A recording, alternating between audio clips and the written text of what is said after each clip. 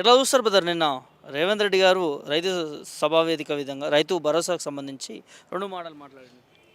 అది సభా వేదిక అని పెడుతున్నాడు కానీ ఎక్కడ ఎవరికి లబ్ధి చేకూరతలేదు. సంక్రాంతి అన్నాడు, గత సంక్రాంతి ఈ సంక్రాంతి లేకపోతే అయిపోయే వరకు సంక్రాంతి దాని మీద కూడా క్లారిటీ లేదు. కానీ ప్రతిదానికి హంగు ఆర్భాటం మాత్రం ఏ మాటకి పూచిపోయట్లేదు. స్టేజ్లు వేసి ఘనంగా మంత్రికి ముఖ్యమంత్రులకు మంచి రాజభోగాలు అనుభవించేలాగా వేదికలు అలంకరించుకొని పేద ప్రజలు వచ్చి అలా కాలు మొక్కి మళ్ళీ షీట్లు ఇస్తారు.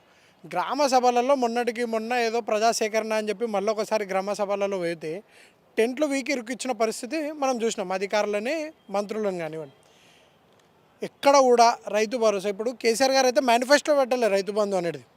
వాళ్ళు రైతుల పట్ల ప్రేమ ఉండి రైతు అనేవాడు ఎప్పుడు ఇలా ఉండాలి తప్ప చాచి అడగొద్దని చెప్పి రైతులకు పెద్దపీట వేసేలాగా మన కేసీఆర్ గారు 10 ఏళ్ళు పరిపాలించారు కదా. ఈ ముఖ్యమంత్రి నేను అడుగుతున్నా, 10 ఏళ్ళు కేసీఆర్ గారు పరిపాలించి ఎటువంటి తావు లేకుండా ప్రతి పంట ఎక్కడ పొలం సాగునీరు అయినా ఎక్కడ పంట పండించినా కూడా అక్కడ రైతు బంధు వేయడం జరిగింది. మరి నీకేమవుతుంది? నువ్వైతే ఇక సర్వే చేస్తా, నేను కేవలం పంట వండేదానికి వేస్తా, కౌలు రైతులకు వేస్తాను అంటే అంత స్థాయి కూడా నీకు డబ్బు సమకూర్చేంత నిధులు లేవా అని చెప్పి కూడా ప్రశ్నిస్తాను. ఇప్పుడు మేము కాదండి, బీఆర్ఎస్ ప్రశ్నించే అవసరం లేదు, రేపు కాంగ్రెస్ ఎమ్మెల్యేలు ప్రశ్నిస్తారు. దానికి ఉదాహరణ నిన్న రాజగోపాల్ రెడ్డి నల్గొండలో మాట్లాడుతూ అయ్యా అందరు కేసీఆర్ని తలుచుకుంటారని స్వయంగా వాళ్ళ బీఫామ్ మీద గెలిచిన ఎమ్మెల్యేనే చెప్పడం జరిగింది.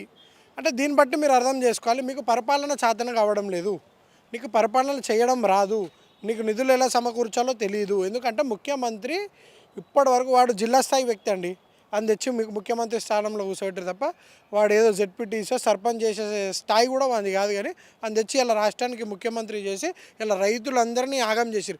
ఎందుకు? కేసీఆర్ గారు ఉన్నప్పుడు వరి వండి తెలంగాణ మొదటి రాష్ట్రంలో ఉండే వరి పంటలలో రైతు వేదికలో ఎవరు స్థాపించినాయండి? ఇవన్నీ కేసీఆర్ గారు సాధించినాయి కదా. ఇలా అదే చిత్తశుద్ధి.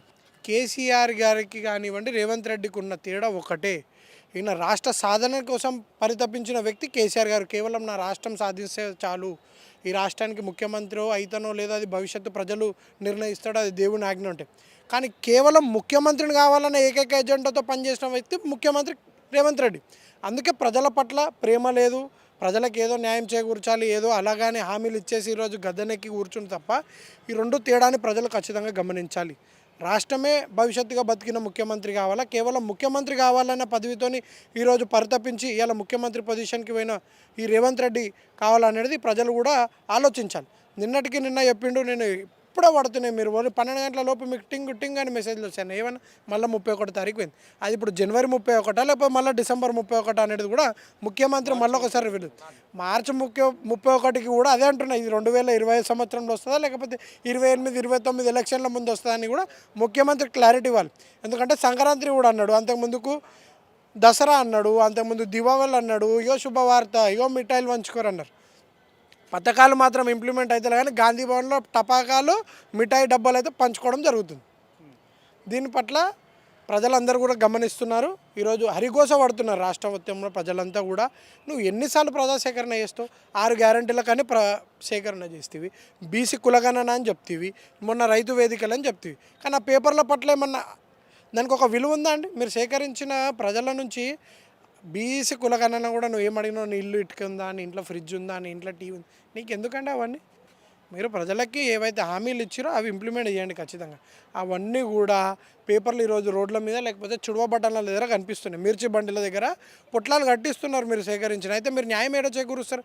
అరే మేము కాదు, మీరు మీడియాలలో చూస్తే కాంగ్రెస్కి ఓటు వేసిన కాంగ్రెస్ కార్యకర్తనే చెప్తుండు. ఇక బీఆర్ఎస్ నాయకులకు సామాన్య కార్యకర్తలను అయితే పక్కన పెట్టండి, కాంగ్రెస్కి ఓటేసి కాంగ్రెస్కి పనిచేసినానికి అయితే పథకం వస్తలైతే ఇక సామాన్యులకు ఏమొస్తుందని కూడా మేము తీవ్రంగా బాధపడుతున్నాం. ఇంకా ఈ 4 ఏళ్ళు గోస తప్పేది లేదు.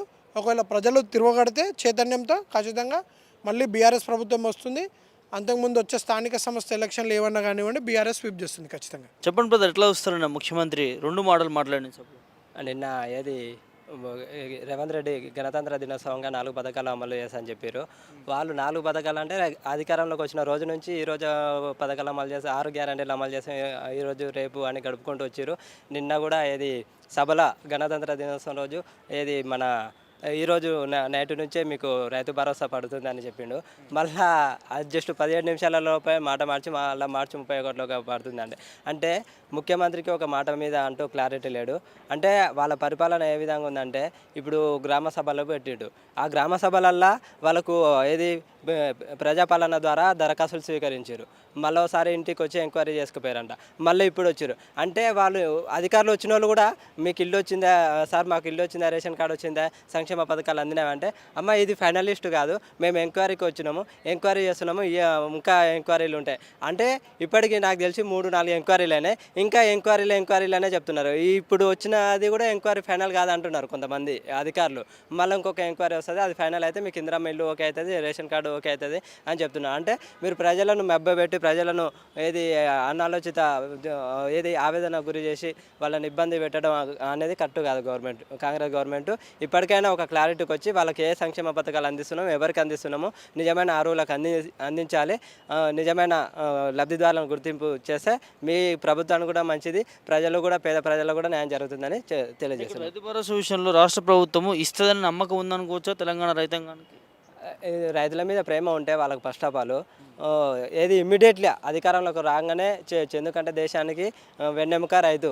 ఆ రైతు దేశానికి వెన్నెముక రైతు అనే విషయమే మర్చిపోయింది. కాంగ్రెస్ పాలన ఇందిరమ్మ రాజ్యం, ప్రజాపాలన, ప్రజలు సురక్షితంగా ఎక్కడ ప్రజాపాలన మీ పాలనలో రైతులు అరిగోస పడుతున్నారు. ఈ రోజు వరకు వాళ్ళకు రైతు భరోసా అందలేదు. మీ గవర్నమెంట్ వచ్చినాక వాళ్ళకు పెట్టుబడి సాయం అందట్లేదు. వాళ్ళు పండించిన ధాన్యాన్ని కూడా కొనుగోలు చేయట్లేదు. మీరు తూకాలలో మోసం చేసిరు. ప్రతి విషయంలో రైతులు కాంగ్రెస్ పాలనలో ఇబ్బందులు పడుతున్నారని తెలియజేస్తున్నారు.